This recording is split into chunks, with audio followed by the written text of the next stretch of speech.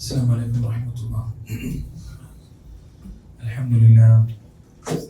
الحمد لله الذي هدانا لهذا وما كنا لنهتدي لولا أن هدانا الله ونشهد أن لا إله إلا الله وحده لا شريك له ونشهد أن محمدا عبده ورسوله أرسله بالهدى ودين الحق ليظهره على الدين كله ولو كره المشركون. أما بعد فإن خير الحديث كتاب الله وخير الهدي هدي محمد صلى الله عليه وسلم وشر الأمور محدثاتها وكل محدثة بدعة وكل بدعة ضلالة وكل ضلالة في النار. يا أيها الذين آمنوا اتقوا الله حق تقاته ولا تموتن إلا وأنتم مسلمون. اللهم صل على محمد وعلى آل محمد كما صليت على إبراهيم وعلى آل إبراهيم إنك حميد مجيد. اللهم بارك على محمد وعلى آل محمد كما باركت على إبراهيم وعلى آل إبراهيم إنك حميد مجيد. أعوذ بالله من الشيطان الرجيم.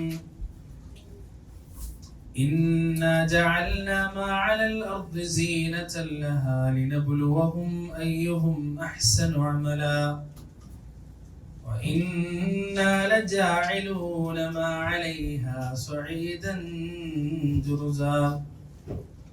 رب اشرح لي صدري ويسر لي أمري واحلل عقدة من لساني يفقهوا قولي. പ്രിയപ്പെട്ട എൻ്റെ സഹോദരി സഹോദരന്മാരെ, അള്ളാഹുവിൻ്റെ രക്ഷയും സമാധാനവും അനുഗ്രഹവും കരുണയും കരുതലും കാവലും വാത്സല്യവും സ്നേഹവും സുരക്ഷയും എല്ലാം നമ്മുടെ ജീവിതത്തിൽ സദാ വർഷിക്കുകയും നിലനിൽക്കുകയും ചെയ്യുമാറാകട്ടെ. കാരുണ്യക്കടലായ റബ്ബിന്റെ വിധിയും വിലക്കും നിയമനിർദ്ദേശങ്ങളും ജീവിതത്തിന്റെ സുഖത്തിലും ദുഃഖത്തിലും ഐശ്വര്യത്തിലും ദാരിദ്ര്യത്തിലും രോഗത്തിലും ആരോഗ്യത്തിലും എല്ലാം കൃത്യമായി പാലിച്ചു അള്ളാഹുവിന് വഴിപ്പെട്ട് അവനെ അനുസരിച്ച് അവന്റെ ഇഷ്ടവും പ്രീതിയും തൃപ്തിയും സ്നേഹവും നേടിയെടുത്തുകൊണ്ട് ഈ ലോകത്ത് നിന്ന് വിട പറഞ്ഞു പോകുന്നവരായ അള്ളാഹു നമ്മെ ഏവരെയും പരിവർത്തിപ്പിക്കട്ടെ. നശ്വരമായ ഈ ലോക ജീവിതത്തിന്റെ ഓരോ നോക്കുകൾക്കും വാക്കുകൾക്കും അള്ളാഹുവിന്റെ കോടതിയിൽ ഉത്തരം പറയേണ്ടതുണ്ടെന്നും നാളിതുവരെ സമ്പാദിച്ച സമ്പാദ്യങ്ങൾക്കോ സന്താനങ്ങൾക്കോ സ്നേഹബന്ധങ്ങൾക്കോ സ്ഥാനമാനങ്ങൾക്കോ സമൂഹങ്ങൾക്കോ സംഘടനകൾക്കോ സൽപ്പേരുകൾക്കോ അള്ളാഹുവിന്റെ കോടതിയിൽ നമ്മെ തുണക്കുവാനോ നമുക്ക് വേണ്ടി ശുപാർശ ചെയ്യുവാനോ നമ്മുടെ തെറ്റുകുറ്റങ്ങൾ ഏറ്റെടുക്കുവാനോ സാധിക്കുകയില്ല എന്നും സ്നേഹത്തിന്റെ ഭാഷയിൽ എന്നെയും നിങ്ങളെയും ഉണർത്തുകയാണ്, ഓർമ്മിപ്പിക്കുകയാണ്. നമ്മുടെ ഇരുത്തവും സംസാരവും എല്ലാം സ്വാലിഹായ സൽക്കർമ്മമായി അള്ളാഹു നമ്മിൽ നിന്ന് സ്വീകരിക്കുമാറാകട്ടെ. നാളെ അവന്റെ ഏറ്റവും പവിത്രമായ ജന്നാത്തുൽ ഫിർദൗസിന്റെ ഉന്നത സോപാനങ്ങളിൽ എത്തിച്ചേരുന്ന അമലുകൾ ഒരു അമലാക്കി അള്ളാഹു ഇത് സ്വീകരിക്കട്ടെ. പ്രിയപ്പെട്ടവരെ, നമ്മളൊക്കെ ഇന്ന് സൂറത്തുൽ കഹ്ഫ് ഓതിയിട്ടുണ്ടാവും. ആ സൂറത്തുൽ കഹ്ഫിന്റെ തുടക്ക ഭാഗത്തുള്ള 6-7 ആഴ്ചകളാണ് ഞാൻ നിങ്ങളുടെ മുന്നിൽ ഓതി കേൾപ്പിച്ചത്. അതിൽ അല്ലാഹു പറഞ്ഞത് ഇന്നാ ജഅൽനാ മാ അലൽ അർദി സീനത്തൻ ലഹാ ലിനബ്ലുവഹും അയ്യുഹും അഹ്സനു അമല. ഈ ദുനിയാവിലുള്ള എല്ലാ സംഗതികളെയും ഞാൻ സൗന്ദര്യമുള്ളതാക്കി എന്നതാണ്. നിങ്ങൾ നോക്ക്, ഓരോന്നിനും ഓരോന്നിൻ്റെതായ സൗന്ദര്യമുണ്ട്. മരുഭൂമിക്ക് മരുഭൂമിയുടേതായ സൗന്ദര്യമുണ്ട്. അതുപോലെ തന്നെ പർവ്വതങ്ങൾക്ക് പർവ്വതങ്ങളുടേതായ സൗന്ദര്യമുണ്ട്. കടലിന് കടലിൻ്റെതായ സൗന്ദര്യമുണ്ട്. കാടിന് കാടിൻ്റെതായ സൗന്ദര്യമുണ്ട്. പട്ടണങ്ങൾക്ക് പട്ടണങ്ങളുടെ സൗന്ദര്യം, ഗ്രാമങ്ങൾക്ക് ഗ്രാമങ്ങളുടെ സൗന്ദര്യം, എല്ലാറ്റിനെയും അള്ളാഹു സുന്ദരമാക്കിയിട്ടുണ്ട്. എന്നിട്ട് അതിന് തൊട്ടടുത്ത ആയത്തിൽ അള്ളാഹു പറയുന്നത്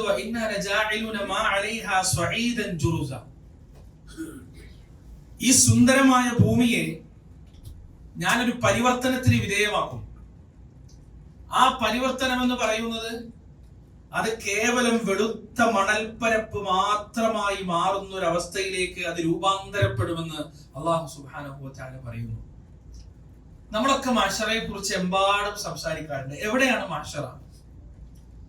നമ്മൾ മരിച്ചു കഴിഞ്ഞാൽ നിശ്ചിത കാലം ആ ഖബറിൽ നമ്മൾ കിടന്നാൽ ഇസ്രാഫിൽ അലൈഹിസ്സലാത്തു വസ്സലാമിന്റെ രണ്ടാമത്തെ ഊത്തിലൂടെ സൂറിലുള്ള രണ്ടാമത് ഊതുമ്പോ മരിച്ച എല്ലാ മനുഷ്യരും ഉയർത്തെഴുന്നേൽക്കുന്നതാണ്.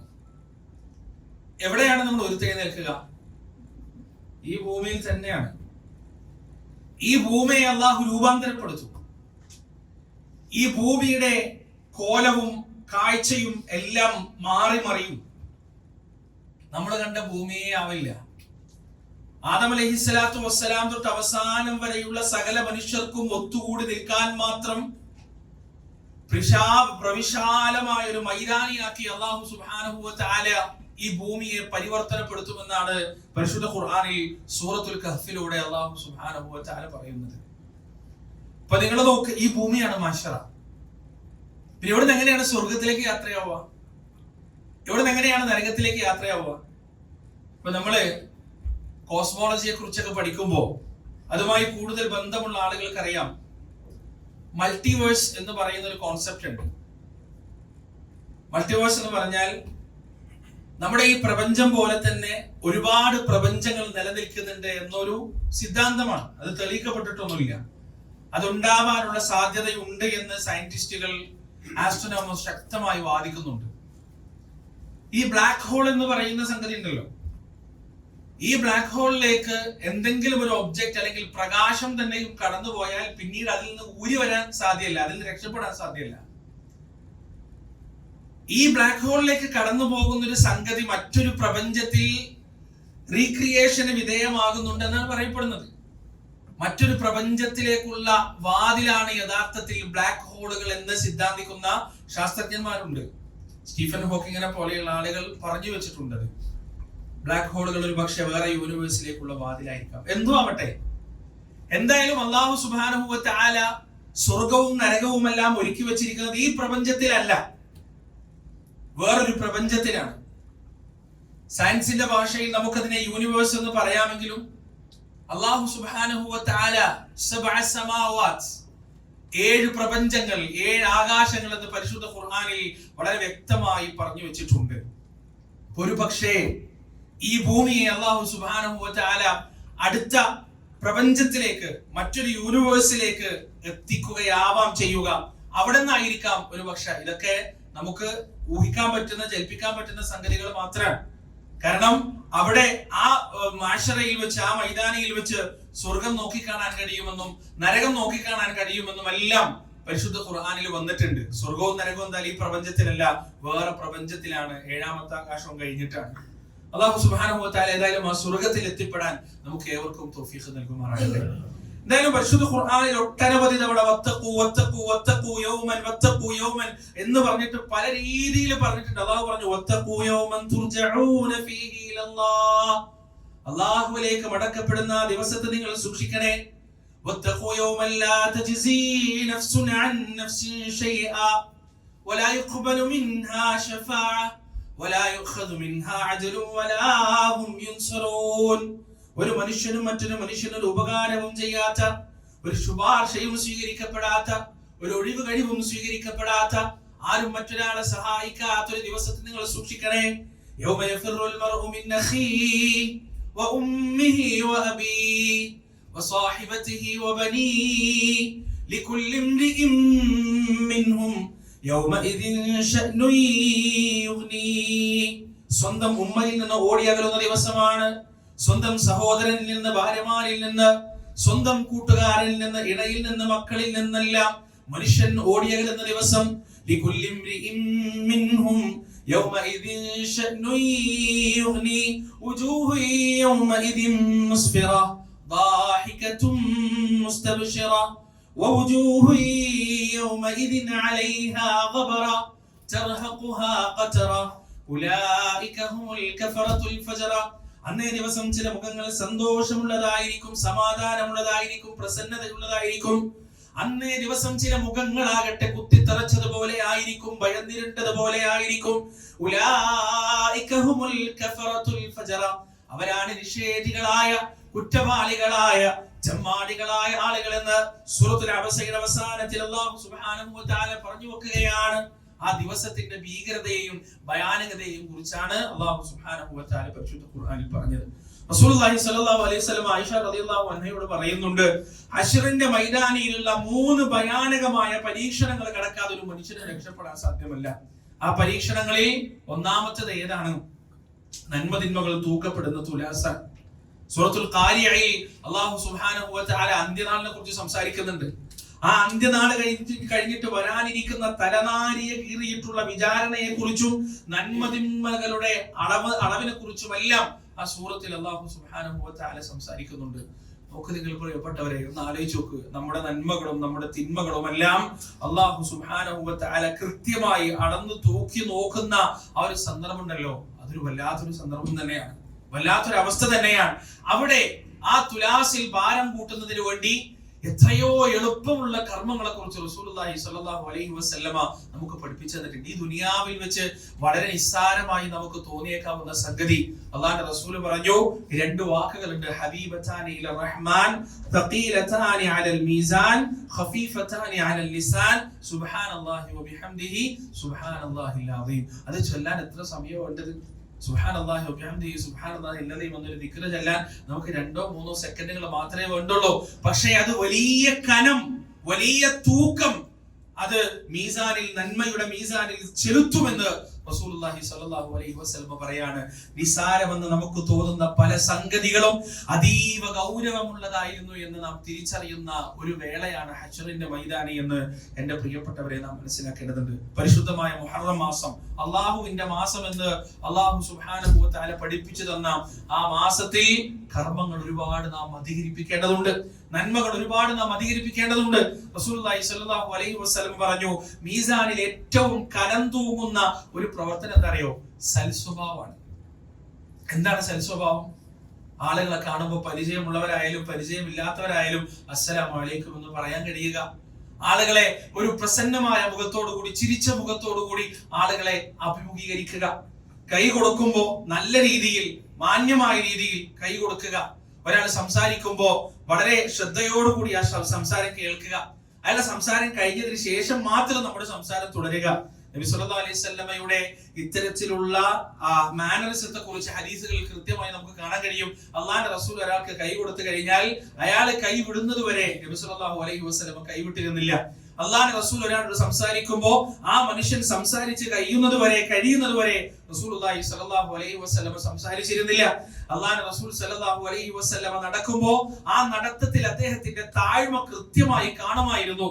റസൂലുള്ളാഹി സ്വല്ലല്ലാഹു അലൈഹി വസല്ലമ ഒരാൾ പിറകിൽ നിന്ന് വിളിച്ചാൽ തല തിരിഞ്ഞു നോക്കുന്നതിന് പകരം ശരീരം മുഴുവനും തിരിഞ്ഞ് ആ വിളിച്ച മനുഷ്യന്റെ മുഖത്ത് നേരെ അഭിമുഖമായി നിന്നിട്ടാണ് റസൂലുള്ളാഹി സ്വല്ലല്ലാഹു അലൈഹി വസല്ലമ സംസാരിക്കുക.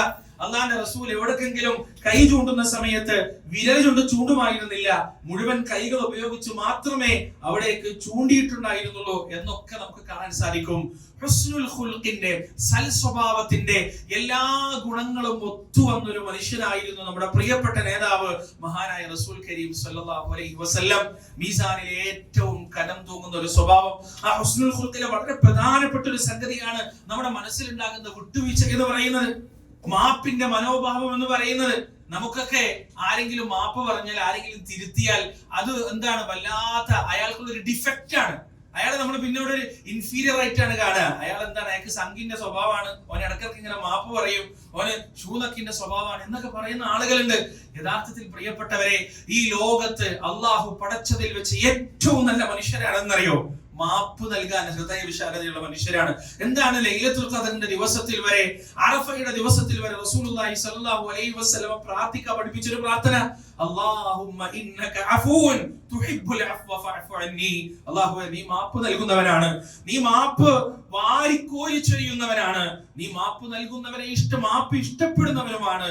നീ എനിക്ക് മാപ്പ് നൽകണേ അല്ല, നീ എനിക്ക് വിട്ടുവീഴ്ച നൽകണേ അല്ല എന്ന അള്ളാഹുവിനോടുള്ള പ്രാർത്ഥനകളാൽ മുഖരിതമാകണം ലൈലത്തുൽ ഖദറിന്റെ രാവുകൾ എന്ന് റസൂലുള്ളാഹി സ്വല്ലല്ലാഹു അലൈഹി വസല്ലം പഠിപ്പിച്ചു തരുമ്പോൾ ഹൃദയ വിശാലത എത്രമാത്രം പ്രാധാന്യമുള്ളതാണ് എന്ന് പഠിപ്പിച്ചു തരികയാണ് അള്ളാഹുവിന്റെ പ്രവാചകൻ സ്വല്ലല്ലാഹു അലൈഹി വസല്ലം.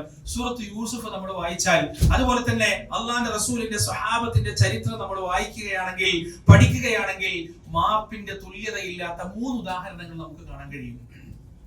അതിലൊന്നാമത്തത് സൂറത്ത് യൂസുഫ് തന്നെയാണ്.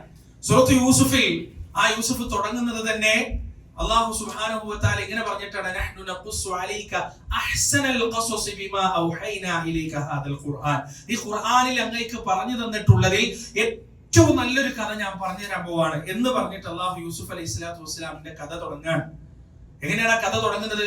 യാക്കൂബ് നബിയുടെ മടിയിൽ ഇരുന്നു കൊണ്ട്, ഉപ്പ, ഞാൻ ഇന്നലെ ഒരു സ്വപ്നം കണ്ടിട്ടുണ്ട്, ആ സ്വപ്നം ഇന്നതാണെന്ന് പറഞ്ഞു. യാക്കൂബ് നബി പറഞ്ഞു, മോനെ, നിന്റെ ആ സ്വപ്നം നിന്റെ ഇക്കാക്കമാരോട് പറയരുത്, കാരണം അവർ നിനക്കെതിൽ തന്ത്രം പ്രയോഗിക്കാൻ സാധ്യതയുണ്ട്.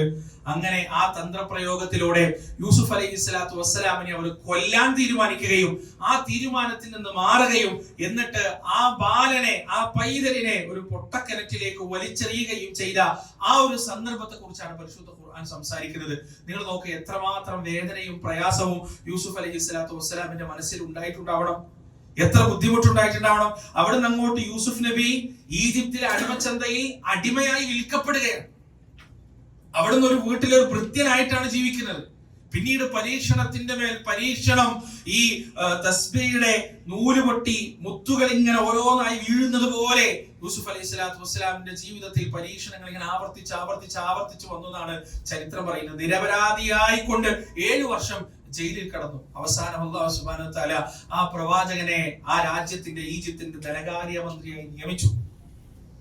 അതേസമയം ഈജിപ്തിന്റെ ചുറ്റുഭാഗത്തുള്ള ഫലസ്തീൻ അടക്കമുള്ള പ്രദേശങ്ങളിൽ കലശലായ ക്ഷാമവും കൊടുത്തു. യൂസുഫ് അലൈഹിസ്സലാത്തു വസ്സലാമിനെ വർഷങ്ങൾക്ക് മുമ്പ് കൊല്ലാൻ ശ്രമിച്ച, വർഷങ്ങൾക്ക് മുമ്പ് യൂസുഫ് അലൈഹിസ്സലാത്തു വസ്സലാമിനെ ആ കൊട്ടക്കിണറ്റിൽ ഉപേക്ഷിച്ചു പോയ ആ സഹോദരന്മാർ ഈജിപ്തിലെ ധനകാര്യ മന്ത്രിയുടെ അടുത്തേക്ക് സഹായവും ചോദിച്ചുകൊണ്ടെത്തി. 1ാമത്തെ തവണ വന്നു, 2ാമത്തെ തവണയും വന്നു, 3ാമത്തെ തവണയും വന്നു, പലവട്ടം വന്നു. അവസാനം യൂസുഫ് അലൈഹിസ്സലാത്തു വസ്സലാമിന് അവരുടെ 1ാമത്തെ വരവിൽ തന്നെ മനസ്സിലായിരുന്നു. ആവർത്തിച്ചു വന്നു കഴിഞ്ഞപ്പോ അവർക്ക് യൂസുഫ് അലൈഹിസ്സലാത്തു വസ്സലാമിനെയും മനസ്സിലായി. അവർ പറഞ്ഞു, ഞങ്ങൾക്ക് തെറ്റ് സംഭവിച്ചു, ഞങ്ങൾക്ക് അബദ്ധം സംഭവിച്ചു. അവര് വിചാരിച്ചു ഉപ്പ ശിക്ഷിക്കും, ഇപ്പൊ ആകെ പ്രശ്നമാവും, കുഴപ്പമാവും എന്നാണ് അവർ വിചാരിച്ചത്. പക്ഷെ യൂസുഫ് അലൈഹിസ്സലാത്തു വസ്സലാം അവിടെ പറഞ്ഞൊരു വർത്താനമുണ്ട്. പരിശുദ്ധ ഖുർആനിൽ ഇന്നും നമുക്കത് കാണാൻ സാധിക്കും. സൂറത്ത് യൂസുഫ് പാരായണം ചെയ്യുമ്പോൾ യൂസുഫ് അലൈഹിസ്സലാത്തു വസ്സലാം അവരോട് പറയാൻ, ഖാല ലാ തസ്രീബ അലൈക്കുമുൽ യൗം യഗ്ഫിറുല്ലാഹു ലക്കും വഹുവ അർഹമുർ റഹീമീൻ. ഖാല ലാ തസ്രീബ അലൈക്കുമുൽ യൗം. ഇന്നേ ദിവസം നിങ്ങളോടൊരു വിരോധവുമില്ല, ഇന്നേ ദിവസം നിങ്ങളോടൊരു ദേഷ്യവുമില്ല, നിങ്ങൾ തെറ്റുകാരല്ല. യഗ്ഫിറുല്ലാഹു ലക്കും, അല്ലാഹു നിങ്ങൾക്ക് പുറത്തു തരട്ടെ, മാപ്പ് നൽകട്ടെ. വഹുവ അർഹമുർ റഹീമീൻ, അവൻ കരുണ കാണിക്കുന്നവരിൽ ഏറ്റവും നന്നായി കരുണ കാണിക്കുന്നവനാണ്. അല്ലാഹുവിനെ കുറിച്ച് പറഞ്ഞ് യൂസുഫ് അലൈഹിസ്സലാത്തു വസ്സലാം ആ അധ്യായം അവിടെ ക്ലോസ് ചെയ്തു. എനിക്ക് നിങ്ങളോട് ഒരു ദേഷ്യമില്ല. ആരോടായി പറയുന്നത്?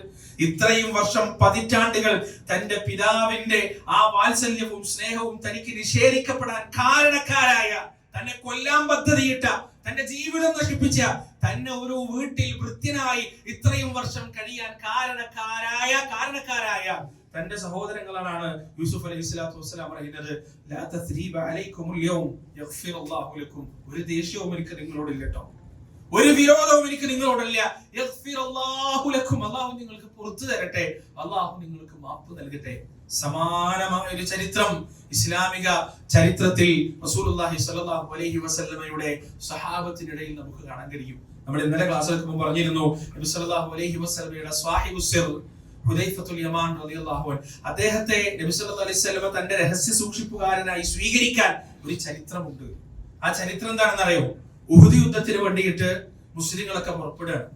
ആ പുറപ്പെടുന്ന സമയം, ഉഹുദ് യുദ്ധത്തിന് വേണ്ടി പുറപ്പെടുമ്പോ ഹുദൈഫ റളിയല്ലാഹു അൻഹുവിന്റെ ഉപ്പ യമാൻ അങ്ങേയറ്റം വൃദ്ധനായിട്ടുണ്ട്.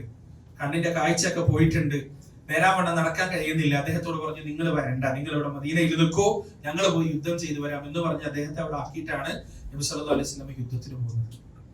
പക്ഷേ അള്ളാഹുവിന്റെ റസൂലും സഹാബത്തും യുദ്ധത്തിന് വേണ്ടി പുറപ്പെട്ടപ്പോ യമാൻ റളിയല്ലാഹു അൻഹുവിന് സഹിക്കാൻ കഴിഞ്ഞില്ല.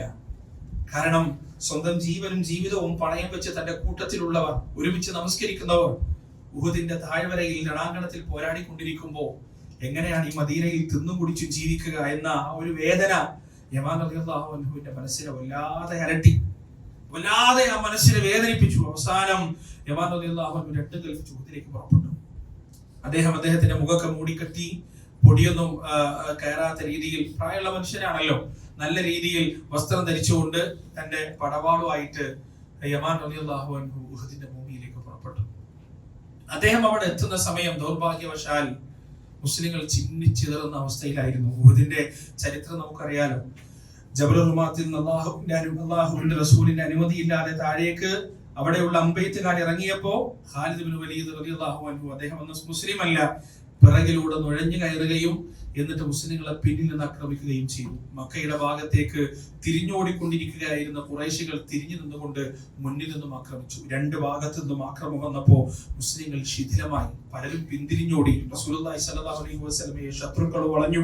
ആ പ്രവാചകന്റെ കവളിലേക്ക് പടച്ചട്ടയുടെ ആണി തുളച്ചു കയറി. പ്രവാചകന്റെ 2 പല്ലുകൾ തെറിച്ചുപോയി. ഇങ്ങനെ ഒരുപാട് ദുരന്തങ്ങൾ നടന്ന ആ ഒരു ഭൂമി, ആ ഒരു സംഭവം, ആ ഒരു ദുരന്തം നടന്നുകൊണ്ടിരിക്കുന്ന സമയത്താണ് യമാൻ റളിയല്ലാഹു അൻഹു ഉഹദിന്റെ ഭൂമിയിലേക്ക് എത്തുന്നത്. അദ്ദേഹം അവിടെ എത്തിയപ്പോ ഈ പരിഭ്രാന്തിയിൽ ഏതാനും സഹാബിമാർ, അള്ളാഹുവിന്റെ റസൂലിന്റെ അനുയായികളിൽപ്പെട്ട ഏതാനും ആളുകൾ, അവര് വന്നത് ശത്രുവാണെന്ന് തെറ്റിദ്ധരിച്ചു. കാരണം അദ്ദേഹം മുഖം മൂടിക്കെട്ടിയിട്ടാണ് വരുന്നത്. വന്നത് ശത്രുവാണെന്ന് തെറ്റിദ്ധരിച്ചു. അദ്ദേഹത്തിന്റെ നേർക്ക് പാഞ്ഞെടുക്കാൻ തുടങ്ങി. വളരെ ദൂരത്ത് നിന്ന് ഹുദൈഫ റളിയല്ലാഹു അൻഹു ഇത് കാണുന്നുണ്ട്.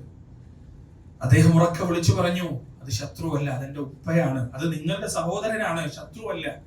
പക്ഷെ യുദ്ധത്തിന്റെ കോലാഹലത്തിനിടയിൽ അവർക്കത് കേൾക്കാൻ സാധിച്ചില്ല, അവർ ശ്രദ്ധിച്ചില്ല. അങ്ങനെ യമാൻ റളിയല്ലാഹു അൻഹുവിന്റെ അടുത്തെത്തി. അവര് ഈ സഹാബികൾ സ്വന്തം സഹോദരനാണെന്ന് അറിയാതെ, മനസ്സിലാവാതെ അവര് വെട്ടാനും കുത്താനും ആക്രമിക്കാനും തുടങ്ങി.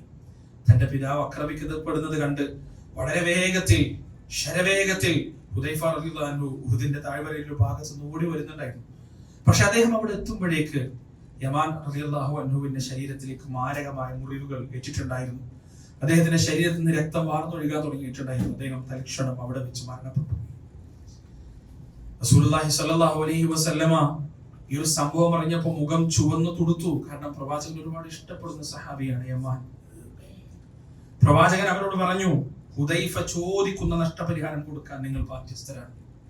എന്താണോ ഹുദൈഫ ചോദിക്കുന്നത് ആ നഷ്ടപരിഹാരം മുഴുവനും വെച്ചു കൊടുക്കാൻ നിങ്ങൾ ബാധ്യസ്ഥരാണ് എന്ന് റസൂൽ സല്ലല്ലാഹു അലൈഹി വസല്ലം അവരോട് പറഞ്ഞു. ആ സമയം ഹുദൈഫ റളിയല്ലാഹു അൻഹു പറഞ്ഞൊരു മറുപടി ഉണ്ട്. ആ മറുപടി എന്താണെന്നറിയോ? യൂസുഫ് അലൈഹിസ്സലാത്തു വസ്സലാം തന്റെ സഹോദരനോട് പറഞ്ഞതേ മറുപടി. ലാ തസ്രീബ അലൈക്കുമുൽ യൗം യഗ്ഫിറുല്ലാഹു ലക്കും വഹുവ അർഹമുർ റഹീമീൻ. ഒരു തെറ്റുമില്ല, നിങ്ങൾ അറിഞ്ഞുകൊണ്ട് ചെയ്തതല്ല, നിങ്ങൾ വേണമെന്ന് വിചാരിച്ച് എന്റെ ഉപ്പയെ കൊന്നതല്ല.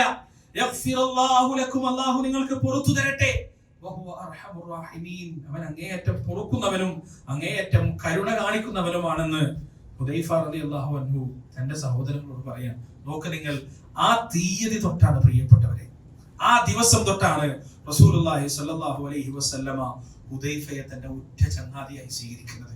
അവിടുന്ന് അങ്ങോട്ട് പ്രവാചകൻ മറ്റു സഹാബിമാരോട് പറയാത്ത പല രഹസ്യങ്ങളും ഹുദൈഫ റളിയല്ലാഹു അൻഹുവിനോട് പറഞ്ഞു. കാരണം പ്രവാചകൻ അത്രമാത്രം ഇഷ്ടമായി. ഒറ്റ സംഭവത്തിലൂടെ പ്രവാചകന്റെ ഹൃദയം കവരാൻ, അള്ളാഹുവിന്റെ റസൂലിന്റെ മനസ്സിനെ കീഴടക്കാൻ ഹുദൈഫ റളിയല്ലാഹു അൻഹുവിന് സാധിച്ചു. എത്രത്തോളം അറിയോ നിങ്ങൾ? ഉമർ റളിയല്ലാഹു അൻഹു ഭരിക്കുന്ന സമയം ആരെങ്കിലും ഒരാൾ മരണപ്പെട്ട് കഴിഞ്ഞാൽ ഉമർ റളിയല്ലാഹു അൻഹു ഹുദൈഫയാണ് നോക്കുക.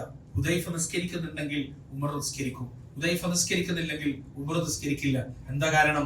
മദീനയിലെ മുനാഫിക്കുകളുടെ പേരുകൾ എണ്ണി അള്ളാഹുവിന്റെ റസൂല് ഹുദൈഫ റളിയല്ലാഹു അൻഹുവിന് പറഞ്ഞു കൊടുത്തിട്ടുണ്ട്. ആ മനുഷ്യൻ ഇത്രയും വലിയ സ്ഥാനമാനങ്ങൾ കിട്ടാൻ കാരണം എന്താണ്? ജീവിതത്തിൽ സ്വന്തം പിതാവിന്റെ ഘാതകരോട് യഗ്ഫിറുല്ലാഹു ലക്കും, അള്ളാഹു നിങ്ങൾക്ക് പുറത്തു തരട്ടെ എന്ന് പറയാൻ അവർക്ക് സാധിച്ചു എന്നതാണ്, ആ മനുഷ്യന് സാധിച്ചു എന്നതാണ്. പ്രിയപ്പെട്ടവരെ, ഇത്തരം സ്വഭാവമുണ്ടല്ലോ. ജീവിതത്തിൽ എന്ത് അക്രമങ്ങൾ നമ്മളോട് ചെയ്തിട്ടുണ്ടെങ്കിലും ആ മനുഷ്യർക്ക് അള്ളാഹു നിങ്ങൾക്ക് പുറത്തു തരട്ടെ എന്ന് പറയാൻ നമുക്ക് സാധിച്ചാൽ പ്രിയപ്പെട്ടവരെ, അത്ഭുതങ്ങൾ നമ്മുടെ ജീവിതത്തിൽ നമ്മുടെ ചുറ്റും സംഭവിക്കും. ഒരു സംശയമുണ്ട് ആ കാര്യത്തിൽ.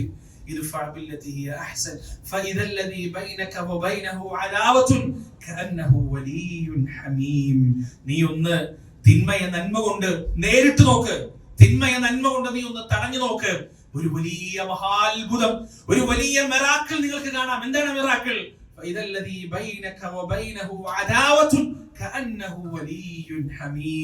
നിന്റെ കഠിന ശത്രുവായ മനുഷ്യൻ പോലും നിന്റെ ഉറ്റമിത്രമായി, നിന്റെ ഉറ്റ ചങ്ങാതിയായി പരിണമിക്കുന്ന ആ മഹാത്ഭുതം നിനക്ക് കാണാമെന്ന് അല്ലാഹു സുബ്ഹാനഹു വ തആല പറയാം.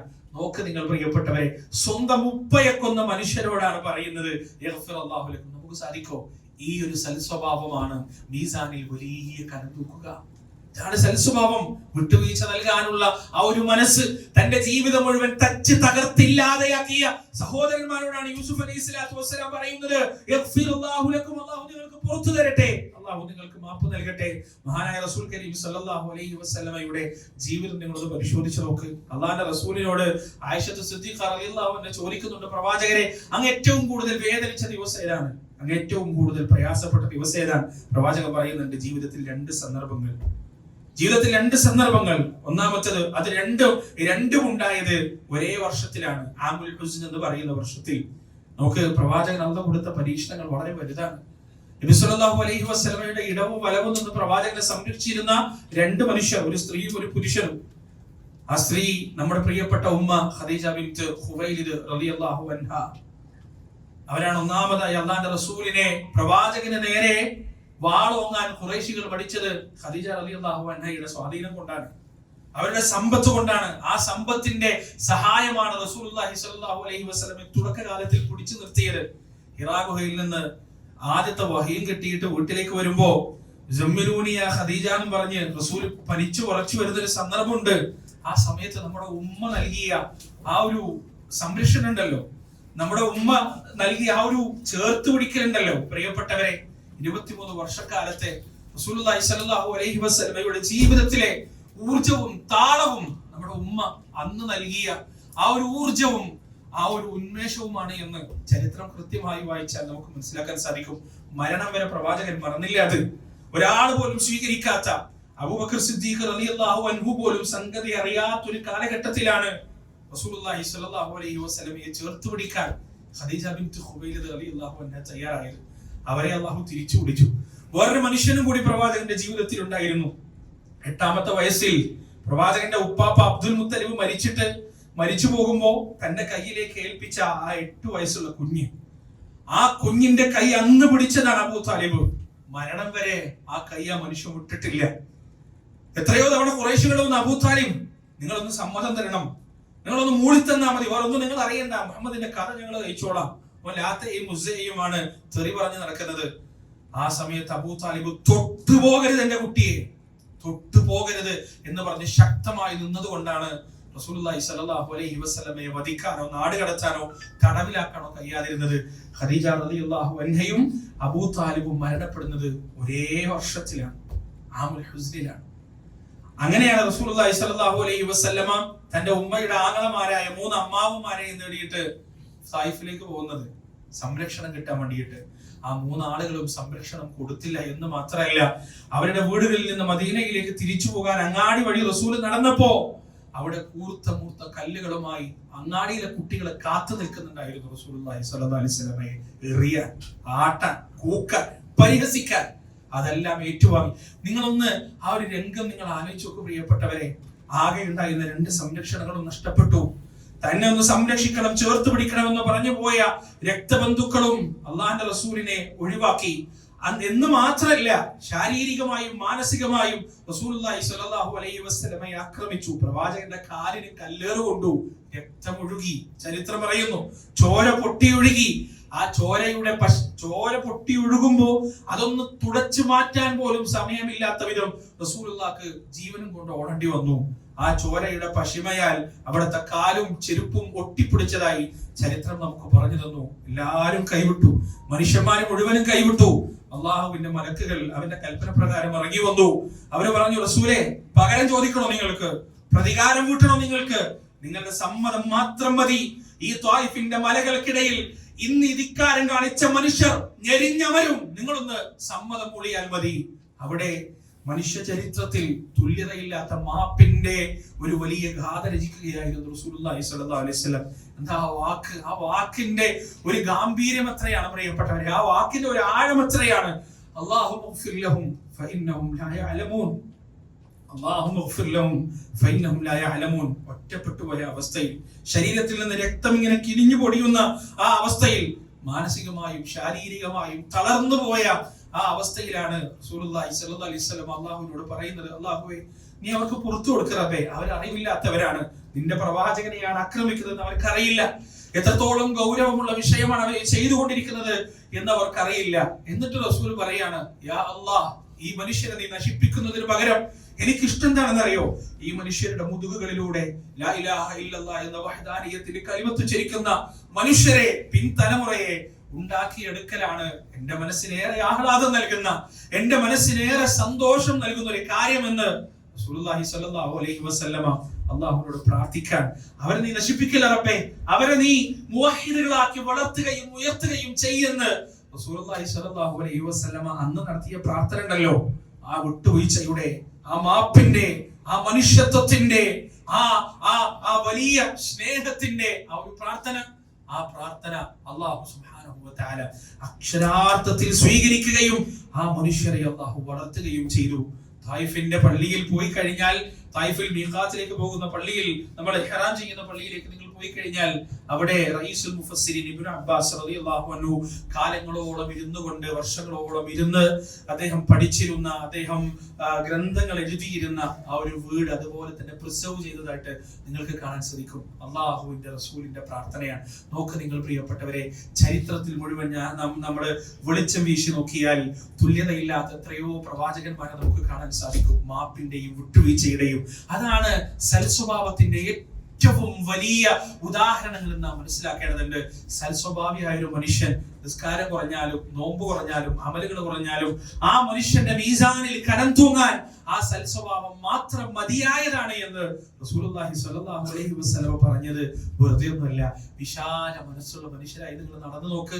എന്തൊരു സമാധാനമാണ് പ്രിയപ്പെട്ടവരെ, എന്തൊരു ശാന്തിയാണ് ജീവിതത്തിൽ. അല്ലാഹുവിന്റെ റസൂലിനെ കുറിച്ച് സൂറത്ത് ആല ഇംറാനിൽ അല്ലാഹു പറഞ്ഞത്, അല്ലാഹു പറയാൻ, ഫബിമാ റഹ്മത്തിൻ മിനല്ലാഹി ലിൻത ലഹും വലൗ കുൻത ഫദ്ദൻ ഗലീദൽ ഖൽബ് ലംഫദ്ദൂ മിൻ ഹൗലിക ഫഅഫു അൻഹും واستغفر لهم وشاورهم في الأمر فإذا عزمت فتوكل على الله. അല്ലാഹുവിന്റെ റഹ്മത്ത് കൊണ്ട്, അല്ലാഹുവിന്റെ കാരുണ്യം കൊണ്ട് അങ്ങയുടെ ഹൃദയം എത്രയോ വിശാലമാണ് നബിയേ. വലൗ കുൻത ഫദ്ദൻ ഗലീദൽ ഖൽബി ലംഫദ്ദൂ മിൻ ഹൗലിക, അങ്ങയുടെ ചുറ്റിലും കൂടിയിരിക്കുന്ന ഈ സ്വഹാബത്തുണ്ടല്ലോ, അങ്ങയുടെ ഓരോ ചലനങ്ങളും വീക്ഷിക്കുന്ന ഈ സ്വഹാബത്തുണ്ടല്ലോ, അങ്ങയുടെ ഓരോ ചലനങ്ങൾക്കും, അങ്ങയുടെ ഓരോ ആഗ്രഹങ്ങൾക്കും ചന്ദ്രനെ വേണമെന്ന് പറഞ്ഞാലും അതിനുവേണ്ടി ശ്രമിക്കുന്ന അങ്ങയുടെ ചുറ്റിലുമുള്ള അനുയായികളുണ്ടല്ലോ, അങ്ങയുടെ ഹൃദയമെങ്ങാനും കുടുസായിരുന്നെങ്കിൽ അവരെന്നേ പിരിഞ്ഞു പോയേനെ. അല്ലാഹുവിന്റെ വാക്കാണ്. ആ റസൂൽ സല്ലല്ലാഹു അലൈഹി വസല്ലമ ഹൃദയ വിശാലതയുള്ള മനുഷ്യരായി നമ്മൾ ജീവിച്ചാൽ മറ്റുള്ള മനുഷ്യരുടെ ഹൃദയത്തെയാണ് നമുക്ക് സ്വാധീനിക്കാൻ കഴിയുക. നബി സല്ലല്ലാഹു അലൈഹി വസല്ലം മരിച്ചപ്പോ അവിടെ ഉണ്ടായിരുന്ന സംഭവവികാസങ്ങൾ ചരിത്രം രേഖപ്പെടുത്തുന്നുണ്ട്. പ്രവാചകൻ മരിച്ചു കഴിഞ്ഞപ്പോ ബിലാൽ റളിയല്ലാഹു അൻഹു മദീനയിൽ പോവാൻ, മദീന ഇഷ്ടമില്ലാത്തതുകൊണ്ടല്ല, മദീനയെ അത്രമാത്രം ഇഷ്ടപ്പെടുകയും പ്രേമിക്കുകയും ചെയ്യുന്നവരാണ് അവർ. പക്ഷേ ബിലാൽ റളിയല്ലാഹു അൻഹു കെട്ടുമുട്ടക്കെടുത്ത് കുടുംബത്തെ കൂട്ടി പോകുമ്പോൾ അബൂബക്കർ സിദ്ദീഖ് ചോദിച്ചു, എങ്ങോട്ടാ ബിലാൽ, നീ എങ്ങോട്ടാണ് പോകുന്നത്? ബിലാൽ പറഞ്ഞൊരു മറുപടി ഉണ്ട്, ഞാൻ പോവാണ് മദീനയിൽ നിന്ന് ഞാൻ പോവാണ്. അപ്പൊ അബൂബക്കർ പറഞ്ഞു, പോരുത്. അബൂബക്കർ സിദ്ദീഖ് റളിയല്ലാഹു അൻഹു, നീ പോരുത്, നീ ഇവിടെ നിൽക്കണം, നീ ഇവിടെ ആവശ്യമുള്ള ആളാണ്, നീ ഇസ്ലാമിന്റെ പ്രഥമരായ മുസ്ലിങ്ങളിൽപ്പെട്ടവരെ നിനക്ക് ഉത്തരവാദിത്തങ്ങളുണ്ട്.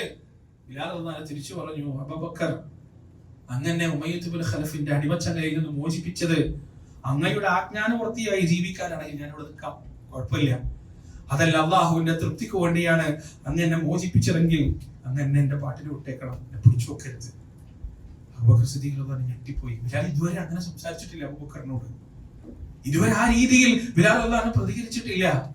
വിഴിച്ചു നിൽക്കുന്ന അബൂബക്കർ സിദ്ദീഖ് റളിയല്ലാഹു അൻഹുവിന്റെ തോളത്തെ കൈവച്ച് നിറ കണ്ണുകളുമായി ബിലാൽ റളിയല്ലാഹു അൻഹു പറഞ്ഞു, അബൂബക്കർ, അങ്ങയോട് എനിക്ക് സ്നേഹമില്ലാഞ്ഞിട്ടല്ല, അങ്ങയോട് എനിക്ക് ബഹുമാനമില്ലാഞ്ഞിട്ടല്ല, നേരെ മറിച്ച് എന്റെ റസൂലില്ലാത്ത മദീനയിൽ ജീവിക്കാൻ എനിക്ക് കഴിയില്ല. എന്റെ പ്രവാചകനില്ലാത്ത മദീന പള്ളിയുടെ മിഹ്റാബുകൾ കണ്ടു നിൽക്കാനുള്ള മനസ്സിന്റെ ശക്തി എനിക്കില്ല, നിന്റെ ത്വാഖത്ത് എനിക്കില്ല. എന്റെ പ്രവാചകൻ നടന്ന വഴികൾ കാണുമ്പോൾ എന്റെ ഹൃദയം തകർന്നു പോകും. എനിക്കിവിടെ സമാധാനത്തിൽ ജീവിക്കാൻ കഴിയില്ല. ഉമർ റളിയല്ലാഹു അൻഹുവിന്റെ കാലത്ത് സിറിയയിൽ ബിലാൽ റളിയല്ലാഹു അൻഹുവിനെ ബാങ്ക് കൊടുക്കാൻ നിർബന്ധിച്ച് ഒരുപാട് ഒഴിഞ്ഞു മാറിയിട്ടും അവസാനം നിർബന്ധത്തിന് വഴങ്ങി ബിലാൽ റളിയല്ലാഹു അൻഹു ബാങ്ക് കൊടുക്കുന്നുണ്ട്. ഷഹാദത്ത് കലിമയുടെ രണ്ടാമത്തെ ഭാഗം ഉച്ചത്തിൽ പറയാൻ പോലും കഴിയാതെ വിഷമിക്കുന്ന, പ്രയാസപ്പെടുന്ന ഒരു മനുഷ്യനെ നമ്മൾ കാണുന്നത് എന്തുകൊണ്ടാണ് പ്രിയപ്പെട്ടവരെ? മക്കയിൽ ഏതെങ്കിലും ഒരു മൊട്ടക്കുന്നിൽ, ഏതെങ്കിലും ഒരു മരുഭൂമിയുടെ മൂലയിൽ ഒരു 6 അടി മണ്ണിന് പോലും അവകാശമില്ലാതെ കൊഴിഞ്ഞു തീരുമായിരുന്ന ഒരു മനുഷ്യനെ റസൂൽ സല്ലല്ലാഹു അലൈഹി വസല്ലമ തന്റെ കൂടെ ചേർത്ത് വെച്ച് വളർത്തി, ഉയർത്തി, പാകപ്പെടുത്തി ലോക പ്രശസ്തനായ ബിലാലാക്കി മാറ്റിയ ആ റസൂലുള്ളാഹി സ്വല്ലല്ലാഹു അലൈഹി വസല്ലമയുടെ ഹൃദയ വിശാലതയ്ക്ക് മുന്നിൽ നിസ്സഹായനായി പോയതാണ് ബിലാൽ റളിയല്ലാഹു അൻഹു. ബിലാൽ മാത്രമല്ല, പ്രവാചകന്റെ അനുയായികൾ മുഴുവൻ അങ്ങനെയായിരുന്നു. എത്രത്തോളം അറിയാം പ്രിയപ്പെട്ടവരെ? നബി സല്ലല്ലാഹു അലൈഹി വസല്ലമയുടെ അടുത്തേക്ക് ഖുറൈശികളിലെ വലിയ തറവാട്ടുകാരെ വിവാഹാലോചനയായിട്ട് വരുന്നുണ്ട്. ആർക്കാണ്? ബിലാലിനാണ് വിവാഹാലോചനയായിട്ട് വരുന്നത്. അപ്പോ ബിലാൽ പ്രവാചകന്റെ അടുത്തുണ്ട്. പൂവിന്റെ ചുറ്റിലും കരിവണ്ടിനെ പോലെ സദാ പ്രവാചകന്റെ ചുറ്റിലും ഉണ്ടാവും ബിലാൽ റളിയല്ലാഹു അൻഹു. പ്രവാചകൻ അത്രയ്ക്ക് ഇഷ്ടമാണ് ബിലാലിനെ. ബിലാലിന്റെ ശബ്ദം കേട്ടാൽ നബി സല്ലല്ലാഹു അലൈഹി വസല്ലം ഉന്മേഷത്തോട് വീട്ടിൽ പുറത്തേക്ക് ഇറങ്ങി വരും. അങ്ങനെയാണ്. അപ്പോ ഈ കല്യാണാലോചന വന്നിട്ട് ഇങ്ങനെ പറഞ്ഞപ്പോ നബി സല്ലല്ലാഹു അലൈഹി വസല്ലം അവരോട് തിരിച്ചു ചോദിച്ചു, ബിലാലിനെ നിങ്ങൾക്ക് പറ്റുമോ? നിങ്ങൾക്ക് ബിലാലിനെ ശരിയാവോ എന്ന് ചോദിച്ചപ്പോ അവർ പറഞ്ഞു, ഞങ്ങൾക്ക് കുഴപ്പമൊന്നുമില്ല, ഞങ്ങൾക്കറിയാം ബിലാലിന് വലിയ തറവാടൊന്നുമില്ല, പറയാൻ വലിയ പാരമ്പര്യമൊന്നും ഇല്ലെന്ന് ഞങ്ങൾക്കറിയാം, നിങ്ങൾക്ക് കുഴപ്പമൊന്നുമില്ല എന്ന് പറഞ്ഞപ്പോ നബി സല്ലല്ലാഹു അലൈഹി വസല്ലം പുഞ്ചിരിച്ചിട്ട് തിരിച്ചു പറഞ്ഞു, എന്റെ ബിലാലിനെ നിങ്ങൾക്ക് കുഴപ്പമില്ല എന്നല്ല ഞാൻ ചോദിച്ചത്, എന്റെ ബിലാലിനെ കല്യാണം കഴിക്കാൻ മാത്രമുള്ള ക്വാളിറ്റി നിങ്ങളുടെ കുട്ടിക്കുണ്ടോ എന്നാണ് ഞാൻ ചോദിച്ചത്. എന്റെ ബിലാലിനെ കറുത്തവനായ, നീഗ്രോ വംശജനായ, തറവാടിത്തം പറയാനില്ലാത്ത ഒരു മനുഷ്യനെ കുറിച്ചാണ് റസൂലുള്ളാഹി സ്വല്ലല്ലാഹു അലൈഹി വസല്ലം പറയുന്നത്. ആരോടാണ് പറയുന്നത്? നൂറ്റാണ്ടുകളുടെ പഴക്കമുള്ള തറവാടിന്റെ ചരിത്രം പറയാനുള്ള, വലിയ ആഠ്യത്വം പറയാനുള്ള, തറവാടിത്തം പറയാനുള്ള മനുഷ്യരോടാണ് പറയുന്നത്. എന്റെ ബിലാലിനെ വിവാഹം കഴിക്കാൻ മാത്രം എന്ത് യോഗ്യതയാണ് നിങ്ങളുടെ മകൾക്കുള്ളത്? അതിനുള്ള യോഗ്യത നിങ്ങളുടെ കുട്ടിക്കുണ്ടോ എന്ന് റസൂലുള്ളാഹി സ്വല്ലല്ലാഹു അലൈഹി വസല്ലമ തിരിച്ചു ചോദിക്കുക. എന്ത് പ്രിയപ്പെട്ടവരെ, ഇങ്ങനെയുള്ള പ്രവർത്തനങ്ങൾ കാരണമാണ് ബിലാലിനെ പോലെയുള്ള അനുയായികൾക്ക് റസൂലുള്ളാഹി സ്വല്ലല്ലാഹു അലൈഹി വസല്ലം അത്രമാത്രം പ്രിയപ്പെട്ടതായത്, അത്രമാത്രം റസൂൽ അവരുടെ പ്രേമഭാജനമായി മാറിയത്. അതുകൊണ്ടാണ് പ്രവാചകൻ സല്ലല്ലാഹു അലൈഹി വസല്ലമയുടെ സൽസ്വഭാവം, വഇന്നക ലഅലാ ഖുലുഖിൻ അദീം, നബി അങ്ങ് വല്ലാത്തൊരു സ്വഭാവത്തിന്റെ ഉടമയാണ്, വല്ലാത്തൊരു പ്രകൃതത്തിന്റെ ഉടമയാണ് അങ്ങ് എന്ന് റസൂലുള്ളാഹിനെ കുറിച്ച് അല്ലാഹു സുബ്ഹാനഹു വ തആല പറഞ്ഞത്. അതുകൊണ്ട് എന്റെ പ്രിയപ്പെട്ടവരെ, ഹശ്റിന്റെ മൈതാനിയിൽ മീസാനിലേക്ക് കർമ്മങ്ങൾ ഓരോന്നായി എടുത്തു വെക്കുമ്പോൾ ആ നന്മയുടെ തുലാസിൽ ഭാരം തൂങ്ങാൻ നിങ്ങൾ ആഗ്രഹിക്കുന്നുവെങ്കിൽ സൽസ്വഭാവമുള്ളവരായി മാറുക, ഹൃദയം വിശാലതയുള്ളവരായി മാറുക, ചിരിക്കാൻ കഴിയുന്ന ചുണ്ടുകൾ നിങ്ങൾക്ക് ഉണ്ടാവട്ടെ, മാപ്പ് നൽകാൻ കഴിയുന്ന മനസ്സുകൾ നിങ്ങൾക്കുണ്ടാവട്ടെ, നിറയുന്ന കണ്ണുകൾ നിങ്ങൾക്കുണ്ടാവട്ടെ, അന്യന്റെ വേദന കാണാൻ കഴിയുന്ന ഒരു മനസ്സ് എന്റെ പ്രിയപ്പെട്ടവരെ നിങ്ങൾക്കുണ്ടാവട്ടെ. സ്വാർത്ഥരായി ജീവിക്കരുത്. നമ്മൾ ചുറ്റുമുള്ളവരെ കാണണം, അവരുടെ വേദനകൾ കാണണം, അവരുടെ പ്രയാസങ്ങൾ കാണണം. നമ്മൾ ഓരോ മനുഷ്യരുടെയും ജീവിതത്തിലേക്ക് സഹായത്തിന്റെ കൈകളുമായി കടന്നു പോകുമ്പോണ്ടല്ലോ, അവരുടെ ജീവിതത്തിൽ ഉണ്ടാകുന്ന മാറ്റങ്ങൾ ഒരുപക്ഷെ നമ്മൾ ചിന്തിക്കുന്നതിനേക്കാൾ എത്രയോ അപ്പുറത്തായിരിക്കും. നാട്ടിൽ പാലിയേറ്റീവുമായി ബന്ധപ്പെട്ട് ഒഴിവു സമയങ്ങളിലുമെല്ലാം പാലിയേറ്റീവുമായി ബന്ധപ്പെട്ട് പ്രവർത്തനം നടത്തുന്ന ഒരു യുവാവ് എന്നോട് പങ്കുവച്ച ഒരു സംഭവം ഞാൻ പറയട്ടെ. അദ്ദേഹം പറയാണ്, ഞങ്ങള് ഒരു നാട്ടില് ഇങ്ങനെ ക്യാൻസർ രോഗികളെയും മറ്റൊക്കെ ട്രീറ്റ് ചെയ്ത് അങ്ങനെ പോകുന്നുണ്ട്. അപ്പൊ ആ നാട്ടിലെ ആരുമില്ലാത്ത ഒരു ചെറ്റക്കുടിലിൽ താമസിക്കുന്ന ഒരു മനുഷ്യനെ കുറിച്ച്, ആ മനുഷ്യന്റെ മലദ്വാരത്തിന് ക്യാൻസറാണ്. മലദ്വാരത്തിന് ക്യാൻസർ വന്നിട്ട് പ്രോപ്പറായ ട്രീറ്റ്മെന്റ് ഒന്നും എടുക്കാൻ കഴിയാതെ അയാൾ വല്ലാത്ത പ്രയാസത്തിലാണ്. നോക്കാനൊന്നും ആരുമില്ല. എപ്പോഴെങ്കിലും വന്നു പോകുന്ന അകന്ന കുടുംബത്തിൽപ്പെട്ട ആരെങ്കിലും അങ്ങനെ ആ വിവരം അറിഞ്ഞിട്ട് ഞങ്ങൾ ആ മനുഷ്യന്റെ വീട്ടിലെത്തി. ശോചനീയമായ അവസ്ഥയാണ്. ആ വീട്ടിലേക്ക് കയറുമ്പോ തന്നെ ദുർഗന്ധമാണ്, നാറിയിട്ട് അങ്ങോട്ട് അടുക്കാൻ പറ്റുന്നില്ല. പക്ഷേ ഞങ്ങൾ രണ്ടും കൽപ്പിച്ച് ആ വീട്ടിന്റെ ഉള്ളിലേക്ക് കയറി ആ മനുഷ്യനെ പരിചരിച്ചു, അദ്ദേഹത്തെ കുളിപ്പിച്ചു, അദ്ദേഹത്തിന്റെ വ്രണമെല്ലാം കഴുകി തുടച്ച് വൃത്തിയാക്കി അദ്ദേഹത്തിന് തുടർന്നുള്ള ചികിത്സകൾ ശരിയാക്കാമെന്ന വാക്കും കൊടുത്തിട്ട് ഞങ്ങളിങ്ങനെ പുറത്തേക്ക് ഇറങ്ങുമ്പോൾ ആ മനുഷ്യൻ ഞങ്ങൾ തിരിച്ചു വിളിച്ചിട്ട് പറഞ്ഞു, നിങ്ങൾ പോവല്ലേ, ഇതുകൂടി നിങ്ങൾ കൊണ്ടുപോയിക്കോ എന്ന് പറഞ്ഞ് ഒരു കീടനാശിനിയുടെ കുപ്പി അദ്ദേഹം ഞങ്ങളുടെ കൈയിലേക്ക് തന്നു. ഞങ്ങൾ ഞെട്ടി. അപ്പൊ പറയാ, ഞങ്ങൾ ആകെ ഞെട്ടിപ്പോയി. കാരണം ഇതെന്തിനാണ് ഇയാള് ഇത് സൂക്ഷിച്ചതെന്ന് അറിയില്ലല്ലോ. അപ്പൊ ആ മനുഷ്യൻ പറഞ്ഞു, എനിക്ക് മനസ്സ് വരാത്തോണ്ടാണ് ഞാൻ ഇത് കുടിക്കാത്തത്. ഇന്നല്ലെങ്കിൽ നാളെ ഒരു മനോധൈര്യം സംഭരിച്ചുകൊണ്ട് ഇതൊന്ന് കുടിക്കാൻ ഞാൻ തയ്യാറായിട്ട് നിൽക്കായിരുന്നു. ഏതായാലും ഇനി എനിക്കിത് വേണ്ട. നിങ്ങൾ ഉണ്ടല്ലോ, നിങ്ങൾ ഇത്രയും എനിക്ക് ചെയ്തു തന്നല്ലോ. എന്റെ ആ ദുർഗന്ധം വമിക്കുന്ന വ്രണത്തിൽ നിങ്ങൾ അതൊക്കെ കഴുകി വൃത്തിയാക്കാൻ നിങ്ങൾ തയ്യാറായിട്ടുണ്ടെങ്കിൽ നിങ്ങളെ പറഞ്ഞയച്ചത് പടച്ചവനാണ്. അതുകൊണ്ട് നിങ്ങളുടെ പരിചരണത്തിൽ കുറച്ചു കാലം ജീവിക്കണമെന്ന് ഞാൻ ആഗ്രഹിക്കുന്നു. ഇത് നിങ്ങളുടെ കൂടെ നിങ്ങൾ കൊണ്ടുപോയിക്കോ എന്ന് പറഞ്ഞ് ആ മനുഷ്യൻ ആ കീടനാശിനിയുടെ കുപ്പി ഇവന്റെ കയ്യിൽ കൊടുത്തു കൊടുക്കുമ്പോൾ, പ്രിയപ്പെട്ടവരെ, ഒരു നന്മയിലൂടെ ഒരു മനുഷ്യ ജീവനാണ് രക്ഷിച്ചത്. ഒരു നന്മയിലൂടെ, ഒരു നന്മയും നമ്മൾ നിസ്സാരമായി കാണരുത്, ഒരു സുഹൃതവും നമ്മൾ നിസ്സാരമായി കാണരുത്. പ്രിയപ്പെട്ടവരെ, ഒരാൾക്ക് ഉപകാരം ചെയ്തു കൊടുക്കാൻ പറ്റുന്ന സന്ദർഭങ്ങൾ നമ്മൾ ഒരിക്കലും നിസ്സാരമായി കാണരുത്. കാരണം അത് അവരുടെ ജീവിതത്തിൽ എങ്ങനെയാണ് പ്രതിഫലിക്കുക എന്ന് അറിയില്ല. ഒരാൾ സഹായം ചോദിച്ചു വരുമ്പോ ആ സഹായം അതിനെ സ്ക്രൂട്ടിനൈസ് ചെയ്യുക എന്നത് നമ്മുടെ ഉത്തരവാദിത്തമല്ല. അയാൾ അതിന് അർഹനാണോ, അങ്ങനെയാണോ, നമ്മളാൽ കഴിയുന്നത് എന്താണോ അത് നമ്മൾ അങ്ങോട്ട് ചെയ്തു കൊടുക്കുക. എങ്ങനെയാണ് ആ സഹായത്തെ അല്ലാഹു സുബ്ഹാനഹു വ തആല മനുഷ്യന്റെ ജീവിതത്തിൽ സ്വാധീനമാക്കി മാറ്റുക എന്ന് പടച്ചവന് മാത്രമേ അറിയുള്ളൂ. ഇങ്ങനെ ചെയ്തവരാണ് സ്വഹാബിമാർ. അബൂബക്കർ സിദ്ദീഖ് റളിയല്ലാഹു അൻഹു, ഉമർ ഇബ്നുൽ ഖത്താബ് റളിയല്ലാഹു അൻഹു, ഇവർ രണ്ടുപേരും ഒരു വൃദ്ധയെ പരിചരിച്ചിരുന്നു. ചരിത്രം വായിച്ചാൽ നമുക്ക് മനസ്സിലാവും. ഇവർ രണ്ടുപേരും ഒരു വൃദ്ധയെ പരിചരിച്ചിരുന്നു. അബൂബക്കർ സിദ്ദീഖ് റളിയല്ലാഹു അൻഹു നിസ്കാരം കഴിയുമ്പോൾ ആ വീട്ടിലേക്ക്, ഒഴിഞ്ഞു നിൽക്കുന്ന ആ വീട്ടിലേക്ക് പോകും. എന്നിട്ട് ആ ഉമ്മയുടെ മലമൂത്ര വിസർജനങ്ങൾ മുഴുവൻ തുടച്ചു വൃത്തിയാക്കും. ആരും അറിയില്ല. പക്ഷെ ഉമർ കണ്ടുപിടിച്ചു. അബൂബക്കർ സിദ്ദീഖ് റളിയല്ലാഹു അൻഹു ഈ ചെയ്തത് ഉമർ റളിയല്ലാഹു അൻഹു കണ്ടുപിടിച്ചു. അദ്ദേഹം അബൂബക്കറിന്റെ മരണശേഷം ഇതേ പ്രവർത്തനം ചെയ്യാൻ തുടങ്ങി. ഖിലാഫത്തിന്റെ ഉന്നത തലങ്ങളിൽ ഇരിക്കുമ്പോ ആർക്കും വേണ്ടാത്തൊരു വൃദ്ധയുടെ വീട്ടിൽ പോയിട്ട് ആ വൃദ്ധയുടെ മലമൂത്ര വിസർജനങ്ങൾ അവർ സ്വന്തം കൈകൾ കൊണ്ട് വൃത്തിയാക്കുന്ന ഭരണാധികാരികളെ കുറിച്ച് ചിന്തിക്കാൻ കഴിയുമോ പ്രിയപ്പെട്ടവർ? നിങ്ങൾക്ക് ഇലക്ഷന്റെ സമയമാകുമ്പോൾ വീടുകളിലേക്ക് വന്നിട്ട് അടുക്കളയിലേക്ക് കയറി മുറിച്ചിട്ട പച്ചക്കറികൾ വായിലിട്ട് ചമച്ച് ഞങ്ങൾ ഭയങ്കര ജനകീയരാണെന്ന് കാണിക്കുന്ന രാഷ്ട്രീയക്കാരെ നമ്മുടെ നാട്ടിലുണ്ട്. പക്ഷേ ആരോരും അറിയാതെ അള്ളാഹുവിന്റെ തൃപ്തിയും പ്രീതിയും മാത്രം ഉദ്ദേശിച്ചുകൊണ്ട് ആരോർക്കും വേണ്ടാത്ത ഒരു വൃദ്ധയായ സ്ത്രീയുടെ വീട്ടിലേക്ക് കടന്നു ചെന്ന് അവർക്ക് സഹായിച്ചു കൊടുക്കുന്ന ഭരണാധികാരികളെ പറഞ്ഞു തരാൻ പ്രിയപ്പെട്ടവരെ ചരിത്രത്തിൽ ഇസ്ലാമിന് മാത്രമേ കഴിയുള്ളൂ. ഇസ്ലാമിന്റെ ചരിത്രത്തിൽ മാത്രമേ കഴിയുള്ളൂ. എന്താ കാരണം എന്നറിയോ? അവർക്ക് ഹശ്റിന്റെ മൈതാനിയിലെ നന്മയുടെ തുലാസിന് ഭാരം കൂട്ടണമെന്ന അതിയായ ആഗ്രഹം അവർക്കുണ്ടായിരുന്നു. അതുകൊണ്ടാണ് അവർ പ്രവർത്തിച്ചത്. നമ്മളും പ്രവർത്തിക്കേണ്ടത് അതിനുവേണ്ടിയാണ് പ്രിയപ്പെട്ടവരെ. നമ്മുടെ ഓരോ കർമ്മങ്ങളും എന്റെ നന്മയുടെ തുലാസിൽ ഭാരം കൂട്ടണം. എന്റെ ഓരോ കർമ്മങ്ങളും എന്റെ കിതാബിൽ എന്നെ സന്തോഷിപ്പിക്കുന്ന, എന്നെ ആനന്ദിപ്പിക്കുന്ന വകകളാക്കി എന്റെ കിതാബുകളിൽ ഉണ്ടാവണം എന്ന അതിയായ ആഗ്രഹമാകട്ടെ നമ്മുടെ ജീവിതത്തെ മുന്നോട്ട് നയിക്കുന്നത്. മുഹറം മാസത്തിൽ നമുക്ക് ഓർക്കേണ്ട, നാം പഠിക്കേണ്ട ഒരുപാട് ചരിത്രങ്ങളുണ്ട്. മുഹറം മാസത്തിൽ മഹാനായ മൂസാ നബി അലൈഹിസ്സലാത്തു വസ്സലാം ചെങ്കടലിൽ പിളർന്നുകൊണ്ട് രക്ഷപ്പെട്ട മാസമാണ്. അതോടൊപ്പം തന്നെ മുഹറം മാസത്തിൽ തന്നെ നാം മനസ്സിലാക്കേണ്ട ഒരുപാട് ബിദ്അത്തുകളും ഒരുപാട് അനാചാരങ്ങളും ഉണ്ട്. കർബലയുമായി ബന്ധപ്പെട്ട്, ഹുസൈൻ റളിയല്ലാഹു അൻഹുവിന്റെ മരണവുമായി ബന്ധപ്പെട്ട് ഒരുപാട് അനാചാരങ്ങളും ഒരുപാട് അന്ധവിശ്വാസങ്ങളും നടമാടുന്ന സമയം കൂടിയാണ് മുഹറം എന്ന് നാം മനസ്സിലാക്കേണ്ടതുണ്ട്. കർബല എന്നൊക്കെ പറഞ്ഞാൽ ഇസ്ലാമിക ചരിത്രത്തിൽ സംഭവിച്ച വലിയ ദുരന്തമാണ്. ഹുസൈൻ റളിയല്ലാഹു അൻഹു അദ്ദേഹത്തെ കർബല എന്ന പ്രദേശത്ത് വെച്ച് കൊലപ്പെടുത്തുകയും അദ്ദേഹത്തിന്റെ തലയറുത്തുകൊണ്ട് കൂഫയിലെ ആ പറയുന്ന തലസ്ഥാനത്തേക്ക് കൊണ്ടുവരികയും ഇബ്നു സിയാദ് എന്ന് പറയുന്ന ഒരു തെമ്മാടിയായ മനുഷ്യൻ, ഇബ്നു സിയാദിനെ ഈ കർബലയുമായി ബന്ധപ്പെട്ട് നമ്മൾ സംസാരിക്കുമ്പോൾ അഹ്ലുസുന്നയുടെ എല്ലാ ഉലമാക്കളും കുറ്റപ്പെടുത്തുന്നവരാണ് ഇബ്നു സിയാദ്. പക്ഷേ യസീദ് ഇബ്നു മുആവിയ റളിയല്ലാഹു അൻഹു അദ്ദേഹത്തെ ഒരിക്കലും നമുക്ക് കുറ്റപ്പെടുത്താൻ കഴിയില്ല. കാരണം ഈ കൊലപാതകത്തിൽ അദ്ദേഹത്തിന് ഒരു പങ്കുമില്ല. മുആവിയ റളിയല്ലാഹു അൻഹുവിനെ നമുക്ക് ഒരിക്കലും കുറ്റപ്പെടുത്താൻ കഴിയില്ല. അദ്ദേഹം വഹീന്റെ എഴുത്തുകാരനാണ്. ചില ചിന്തകരും എഴുത്തുകാരും ഒക്കെ മുആവിയ റളിയല്ലാഹു അൻഹുവിനെ കുറ്റം പറയുന്നതായും തെറി പറയുന്നതായിട്ട് നമുക്ക് കാണാൻ കഴിയും. വളരെ ശ്രദ്ധിക്കേണ്ട ഒരു വിഷയമാണ്, വളരെ കൃത്യമായി മനസ്സിലാക്കേണ്ട ഒരു വിഷയമാണ്.